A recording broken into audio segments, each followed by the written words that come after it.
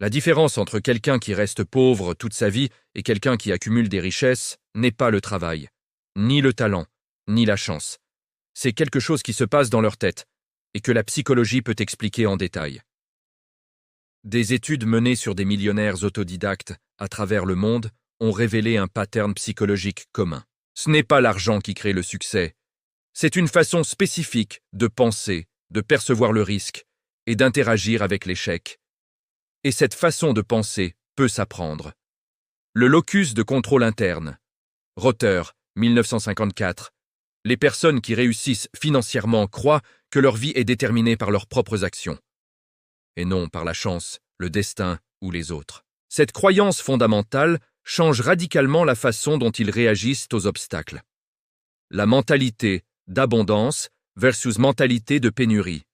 Covey. Une mentalité de pénurie voit le succès des autres comme une menace. Une mentalité d'abondance voit le monde comme assez grand pour tout le monde. Les riches pensent en collaboration et opportunité. Les gens bloqués pensent en compétition et rareté. Le concept jungien de l'ombre financière. Nos croyances limitantes sur l'argent viennent souvent de l'enfance. Ce que nos parents disaient sur l'argent, nos premières expériences de manque ou d'humiliation liées à l'argent. Jung appelait cela les complexes, des nœuds émotionnels inconscients qui sabotent nos comportements adultes. La gratification différée. Michel, expérience du marshmallow. Les enfants capables d'attendre une seconde récompense plus grande obtenaient de meilleurs résultats financiers et professionnels à l'âge adulte. La capacité à retarder la gratification est un prédicteur puissant du succès financier.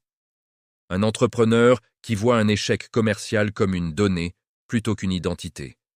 Un investisseur qui reste calme lors des krachs boursiers parce qu'il pense en décennies. Quelqu'un qui sabote inconsciemment son propre succès à cause de croyances héritées du genre « l'argent c'est sale » ou « les riches sont des exploiteurs ». 1. Audite tes croyances financières. Écris les 5 premières phrases que ton cerveau associe au mot d'argent. Ces phrases viennent d'où? 2. Pratique la vision à long terme. Entraîne-toi à penser en années, pas en semaines. 3. Cesse de voir l'argent comme une fin. Les gens riches le voient comme un outil et un score dans un jeu. 4. Investis dans ton cerveau d'abord. Le roi le plus élevé est toujours sur toi-même. L'argent ne change pas les gens, il les révèle. Et avant de changer ta situation financière, tu dois changer la façon dont ton esprit l'aperçoit.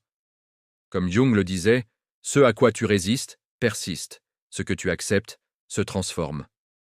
Commence à transformer ta relation à l'argent, pas par la cupidité, mais par la conscience.